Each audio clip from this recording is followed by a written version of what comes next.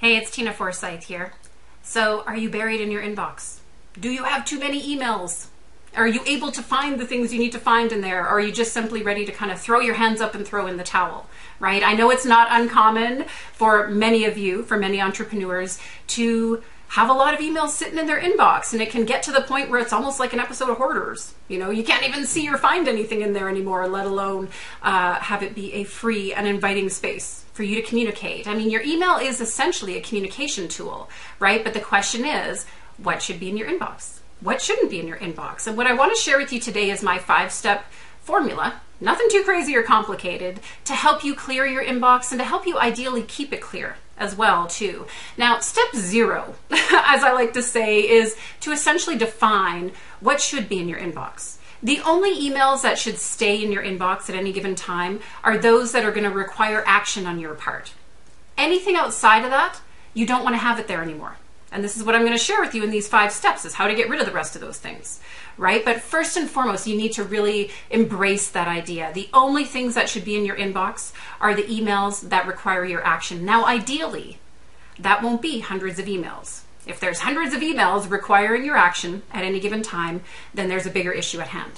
You either have too much on your plate, or you need to get some help, or whatever that might be. I have what I call an email threshold of about 50 emails at any given time. If I get above that number, I start to get itchy. I start to get uncomfortable. I start to know that something's going on. It's either I need to clean up that old inbox, or I need to get stuff off my plate. Other people might have a threshold of 20. I know people who can actually get to 0 in their inbox, and I have to admit, that's not me. That's rare that that's happened. But the thing is that your inbox needs to be clean and inviting. It needs to be a place that you can turn to communicate and to get what you need to get from it, from those communications and such. So the 5 steps of what I call the escape from email hell process. This is actually from a program I did years ago that I'm going to give you guys a link to here, the little notebook and everything that goes with this. It's a quick, simple little workbook here with the video. You'll be able to grab a copy of this, right?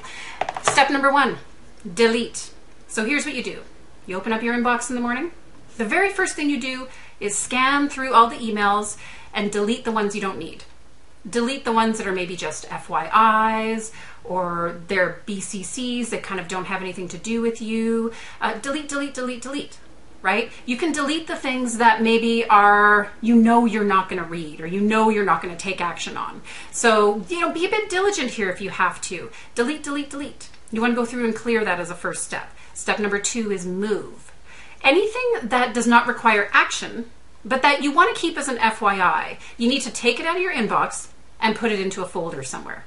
It really is as simple as that. I mean, I like to keep certain communications. I like to keep certain newsletters.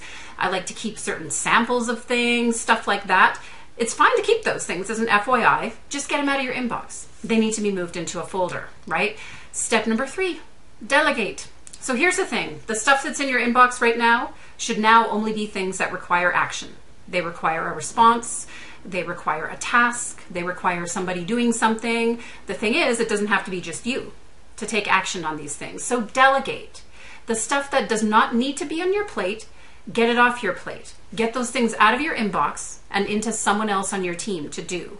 Now, ideally, you're not just going to email it to them, because if you just email it to them, it could get buried in their inbox, right? Ideally, you want to be able to take this information and put it into some kind of project management or task assignment tool.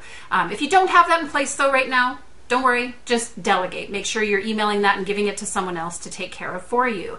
Customer service emails can be a biggie here. I know for some of you, especially in the early days, don't be shy to pass those along. Start to really get in the habit of, I don't have to respond to this. I'm going to pass it along to someone on my team and let them respond, let them take care of it. So you might have to be a bit diligent here with yourself and kind of slap your own wrist a little bit from time to time when you're looking at delegating.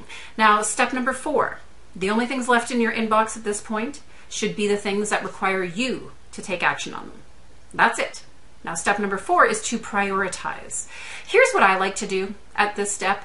I like to first look through and say, okay, what's a timely thing? What's the most urgent thing in my inbox? It's usually going to be things that are related to clients or potential clients, things that are closest to the money.